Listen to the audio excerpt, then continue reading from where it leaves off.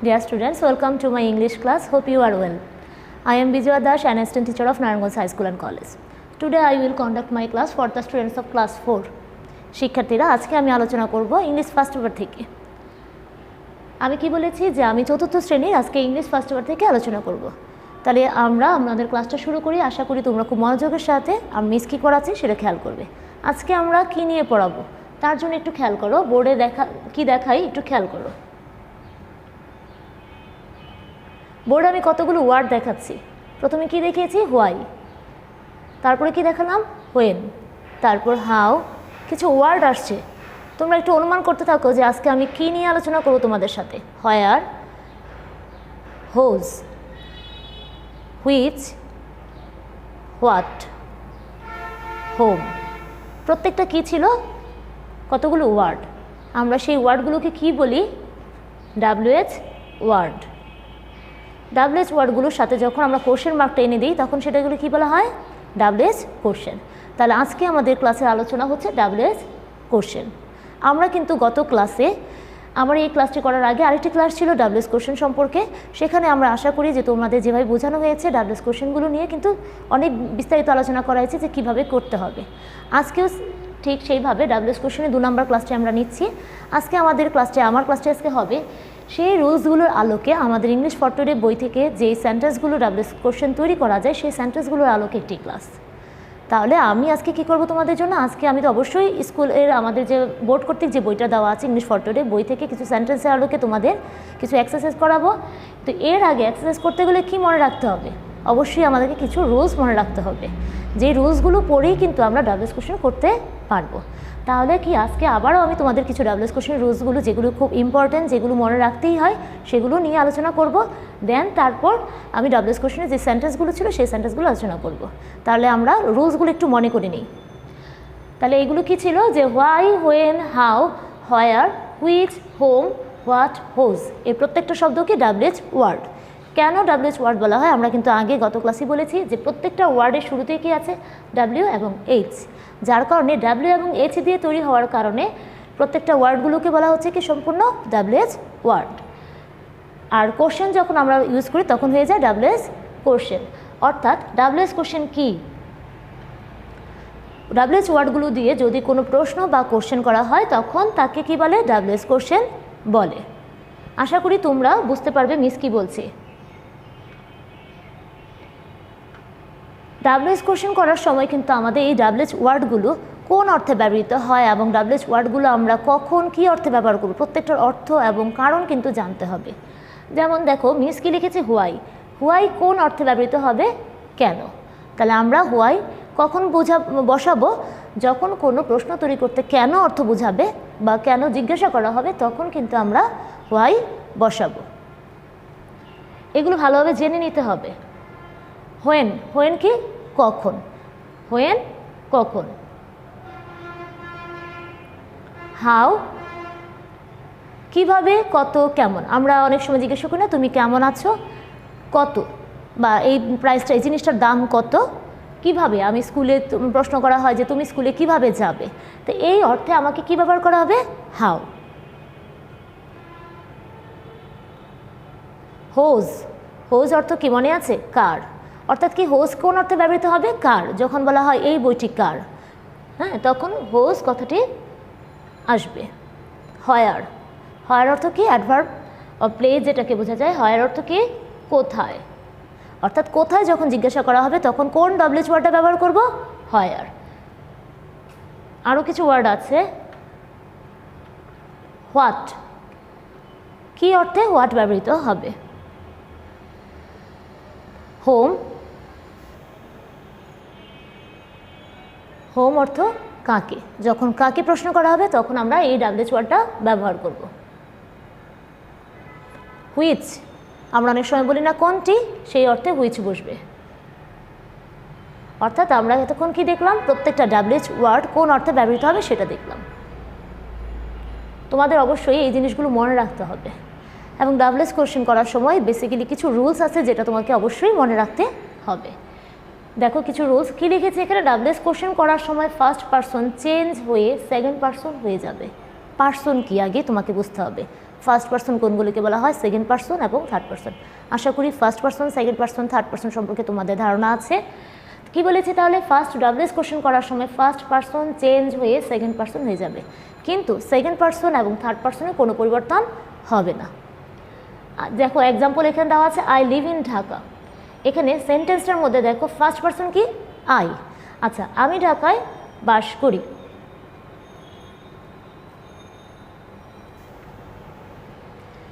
আমি কি বলেছি এখানে দেখো, আই লিভ ইন ঢাকা, আমি ঢাকায় বাস করি। ডাব্লিউএস কোশ্চেনে কিন্তু অবশ্যই খেয়াল রাখতে হয় একটা অংশের উপরে আন্ডারলাইন করা থাকে। এখানে মিস দেখো আন্ডারলাইন করে দিয়েছি, কিসের উপরে আন্ডারলাইন করা, ঢাকা। তা ঢাকাটা কিসের নাম, ঢাকাটা একটা জায়গার নাম। তো জায়গা বোঝাতে আমরা কি ব্যবহার করব, হয়ার।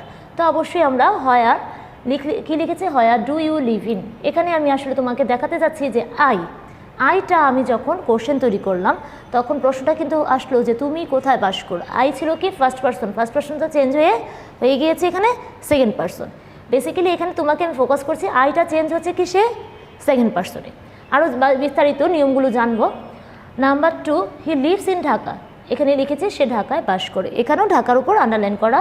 ডাব্লিউএস কোশ্চেনে কিন্তু আন্ডারলাইনের বিশেষ গুরুত্ব আছে, যে আন্ডারলাইন করা অংশটুকুর উপরেই তোমাকে এমনভাবে প্রশ্ন করতে হবে যাতে উত্তরটা এই আন্ডারলাইন করা অংশটুকু আসে। এবং খেয়াল রাখবে, মোস্ট ইম্পর্ট্যান্ট, আন্ডারলাইন করা অংশটুকু কিন্তু কোশ্চেনে বসবে না। কি বলেছি, আন্ডারলাইন করা অংশটুকু কোশ্চেনে বসবে না। যখন আমি প্রশ্ন করলাম হোয়ার ডাজ হি লিভ, সে কোথায় বাস করে, অ্যান্সারটা আমি কি পেলাম, ঢাকায় বাস করে। কিন্তু আমি কিন্তু কোশ্চেনে আন্ডারলাইন করা অংশটুকু লিখব না। অবশ্যই আন্ডারলাইন করা থাকবে এবং কি ডাব্লিউএস কোশ্চেন করার পরে এখানে কিন্তু কোশ্চেন মার্কটা ইউজ করতে হবে। যে জিনিসটা এখানে বোঝাচ্ছিলাম, এখানে হি ছিল কি থার্ড পার্সন। তাহলে আমি যখন প্রশ্ন করলাম হোয়ার ডাজ হি লিভ, সে কোথায় বাস করে, তাহলে আমার হিটা কি এখানে চেঞ্জ হয়েছে, চেঞ্জ হয়নি। কোনটা চেঞ্জ হয়েছিল, আই থেকে ইউ, অর্থাৎ ফার্স্ট পার্সন সেকেন্ড পার্সনে চেঞ্জ হবে এবং থার্ড পার্সন কোনো চেঞ্জ হবে না। এটা হচ্ছে পার্সন চেঞ্জের নিয়ম। তারপর আরও কিছু নিয়ম দেখব।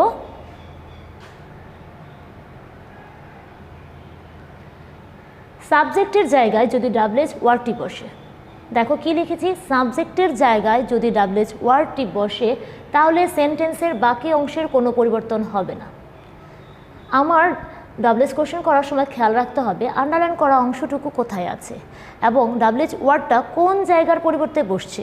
যদি সাবজেক্টের জায়গায় বসে তাহলে সরাসরি আমাকে কিছু স্ট্রাকচার মনে রাখতে হবে, যে প্রথমে কি বসবে, ডাব্লিউএস ওয়ার্ড প্লাস সাবজেক্ট বাদে সেন্টেন্সের বাকি অংশ। যখনই দেখবে যে ডাব্লিউএস ওয়ার্ডটা সাবজেক্টের পরিবর্তে বসাচ্ছি তখনই তুমি কোন স্ট্রাকচারটা ফলো রাখবে, ডাব্লিউএস ওয়ার্ড প্লাস সাবজেক্ট বাদে সেন্টেন্সের বাকি অংশ। আমরা আগে রুলসটা পড়বো, তারপর সেন্টেন্স আকারে প্র্যাকটিস করব। দ্বিতীয় রুলস, সেন্টেন্সে যদি অক্সিলারি ভার্ব বা মোডাল ভার্ব থাকে তাহলে ডাব্লিউএস কোশ্চেন করার সময় সেই অক্সিলারি ভার্ব বা মোডাল ভার্বটি ডাব্লিউএস ওয়ার্ডের পরে বসবে। খেয়াল করে কি বলেছি, আমরা কিন্তু গত ক্লাসে বলেছিলাম যে অক্সিলারি ভার্ব কি সে সম্পর্কে তোমার বিস্তারিত আলোচনা করা হয়েছে এবং খুব ভালোভাবে অক্সিলারি ভার্ব কোনটা সেটা চেনে নিতে হবে। আর যদি সেন্টেন্সে অক্সিলারি ভার্ব, সেন্টেন্সে একটা সেন্টেন্স তৈরি হয় অক্সিলারি ভার্ব দিয়ে অথবা প্রিন্সিপাল ভার্ব দিয়ে অথবা দুটা নিয়ে হয়, কিন্তু সেক্ষেত্রে তোমাকে খেয়াল রাখতে হবে সেন্টেন্সটা কোন ভার্ব দিয়ে তৈরি। যদি সেন্টেন্সটা অক্সিলারি ভার্ব দিয়ে তৈরি হয় তাহলে তোমার স্ট্রাকচার হবে এটা, W H word plus auxiliary verb plus subject principal verb and plus extension plus question mark. অবশ্যই তোমাকে সাবজেক্ট কোনটা, প্রিন্সিপাল ভার্ব কোনটা এবং এক্সটেনশন বলতে কাকে বোঝা নিয়েছে সেটাও কিন্তু বুঝতে হবে। এক্সটেনশন বলতে আমি অবজেক্ট বলতে পারি অথবা সেন্টেন্সের পরে বা সাবজেক্ট ভার্বের পরে বাকি অংশটুকু এক্সটেনশন বলতে পারি। এটা কিছুক্ষণ আগে আমরা পড়লাম অক্সিলারি ভার্ব থাকলে কি করব। আচ্ছা, সেন্টেন্সে যদি আমরা অক্সিলারি ভার্ব না পেয়ে থাকি তখন কি করব। সেন্টেন্সের কোনো প্রকার অক্সিলারি ভার্ব মোডাল ভার্ব থাকবে না, তখন আমাদেরকে কি করতে হবে, ডু ডাজ ডিড এগুলো অক্সিলারি ভার্ব হিসেবে ব্যবহার করতে হবে। ডু এবং ডাজ যখন প্রেজেন্ট টেন্সের কাজ হবে তখন আমরা ডু এবং অথবা ডাজ বসাবো, আর ডিড হবে কখন, যখন পাস্ট টেন্স বসবে। অর্থাৎ আমরা স্ট্রাকচারটা কি হবে, ডাব্লিউএস ওয়ার্ড তারপর কি বসবে, ডু ডাজ অথবা ডিড, তারপর plus subject principal verb plus extension.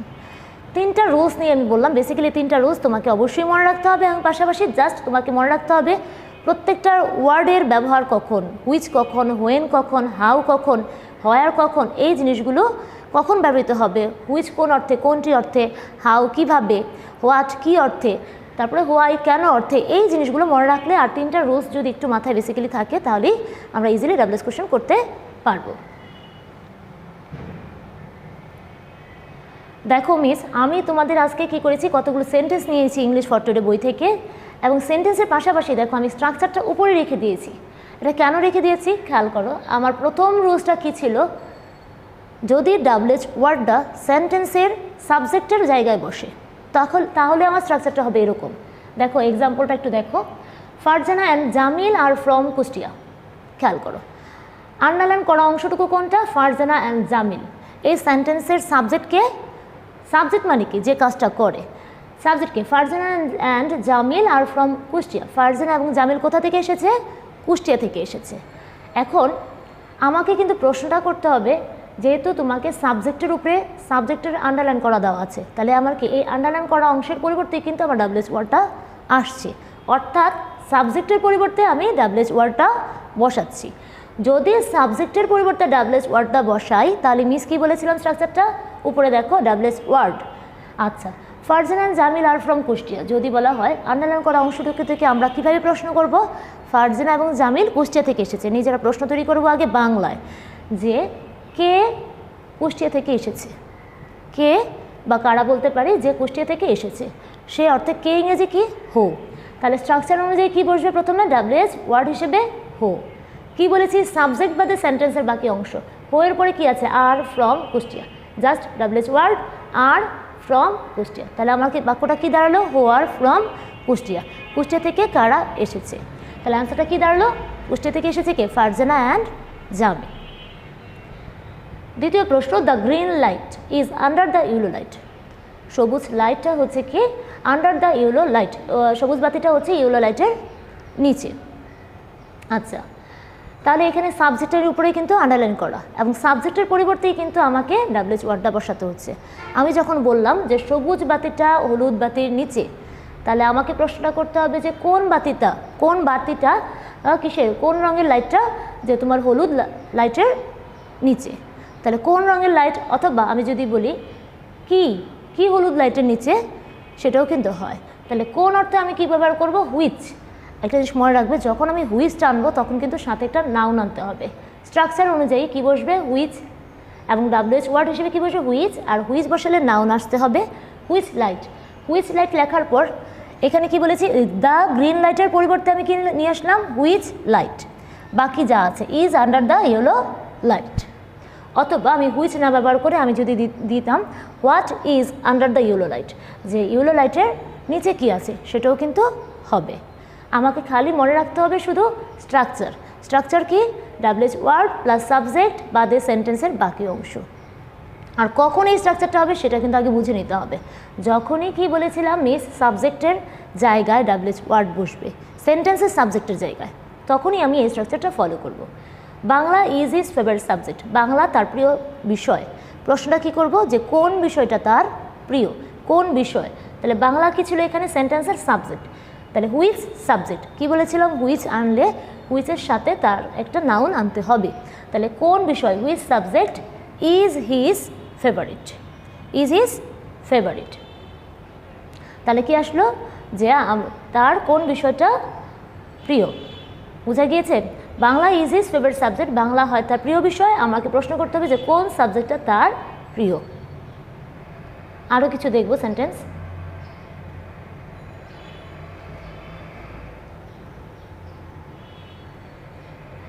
দেখো কি লিখেছে, tomatoes and cucumbers are delicious. Tomato and কিউকাম্বারটা কি, সবজি। কি বলেছি, যে টমেটো এবং কিউকাম্বারস আর ডিলিশিয়াস মানে কি, সুস্বাদু।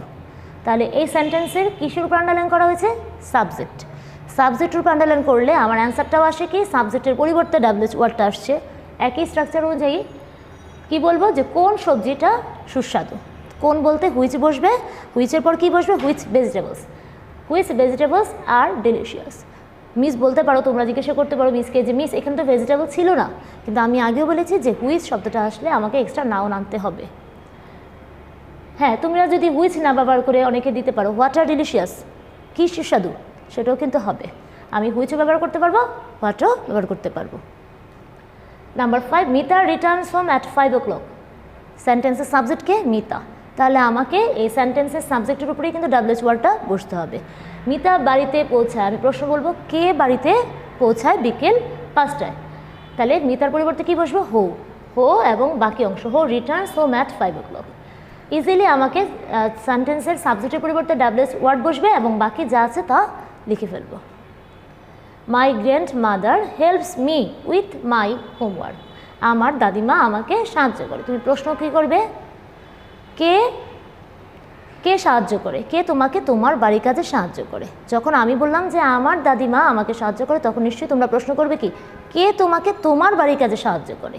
প্রশ্নটুকু আগে নিজে বাংলায় করার চেষ্টা করবে। তাহলে কে আসলে কি আসবে, হো হেল্পস। এখানে কি আছে, মি। মি কি আছে, ফার্স্ট পারসন। কি বলেছিলাম, ফার্স্ট পারসন চেঞ্জ হয়ে সেকেন্ড পারসনে পরিবর্তিত হবে। তাহলে কি আসবে, মি এর পরিবর্তে হো হেল্পস ইউ উইথ মাই, মাইয়েরটা হয়ে যাবে কি ইউর, উইথ ইউর হোমওয়ার্ক, কে তোমাকে তোমার বাড়ির কাজে সাহায্য করে। অবশ্যই খাতায় লিখে নিবে, বারবার প্র্যাকটিস করবে, ইজি হয়ে যাবে তোমাদের জন্য। এখন আমি দ্বিতীয় রুলস অনুযায়ী আলোচনা করব W H word plus auxiliary verb plus subject plus principal verb plus extension. এই স্ট্রাকচারটি কখন প্রযোজ্য হবে, যখন কোনো সেন্টেন্সে অক্সিলারি ভার্ব দিয়ে শুরু হবে সেন্টেন্সটা, তখনই কিন্তু আমি এই ডাব্লিউএইচ ওয়ার্ড করার জন্য এই স্ট্রাকচারটা ফলো করব। I am going to buy some books, আমি কিছু বই কিনতে যাচ্ছি। স্বভাবতই আমরা খেয়াল করতে পারছি যে এখানে কি আছে, আই অ্যাম, অর্থাৎ অক্সিলারি ভার্ব আছে। আগে বাংলাটা চিন্তা করি যে আমি বই কিনতে যাচ্ছি, তাহলে আমি কি বলবো যে তুমি কেন যাচ্ছ। আমি যখন বললাম যে আমি বই কিনতে যাচ্ছি, তোমরা স্বভাবতই প্রশ্ন করবে কি, তুমি কেন যাচ্ছ। তাহলে কেন অর্থে কি বসবে, হোয়াই। স্ট্রাকচার কী ছিল, ডাব্লিউএইচ ওয়ার্ড প্লাস সাহায্যকারী ভার্ব। তাহলে সাহায্যকারী ভার্ব হিসেবে এখানে হোয়াই এবং আর কেন বসালাম, সাবজেক্ট কি আই, আইটা চেঞ্জ হয়ে যাবে কি ইউ। তো ইউর পরিবর্তে ইউর সাথে কি বসবে, are. Why are you going. Question করার সময় সাহায্যকারী ভার্ব তো অবশ্যই সাবজেক্টের আগে যাবে। হোয়াই আর ইউ গোয়িং, তুমি কেন যাচ্ছ। Number 8, there are 8 people in the race.